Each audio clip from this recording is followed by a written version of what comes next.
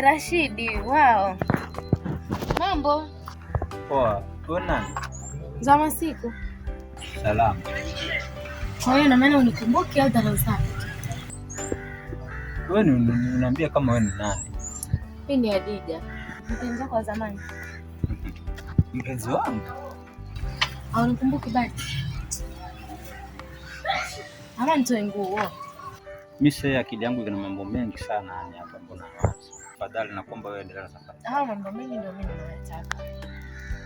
Kwa hiyo waniona mambo yako sisi mmalizana nayo. Uko. Vile ulivyoniacha. Sikia nikwambie bwana. Wewe niache nitulie. Sawa, kwa sababu una stress zote ambazo niko nazo.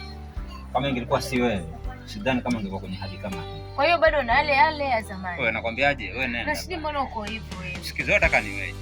Bado uko pale pale. Nimekwambia wewe ndio chanzo cha haya matatizo yangu. Na nikakwambia na mimi nitakuwa mwisho pia matatizo yako. Hapo uelewi. Unaona kama hali kwenye nimekaa, kuna mtu nilikuwa na ngoja. Nani? Sawa? Nani? Kwenda sawa. Sawa. Lakini naomba unifikirie tafadhali. Ninakwambia wewe nenda zako. Mimi bado nakupenda bwana Rashidi. Kwa hiyo unataka kusema hauna hisia tena na mimi au? Hisia? Sasa hisia zangu zote ziko kwa mke wangu Maria. Ni kitu gani ambacho kuelewa? Na kuelewa na ndio maana nimeamua niende, lakini sana tena. Mimi siwezi kubali. Wewe mpaka nitakubali.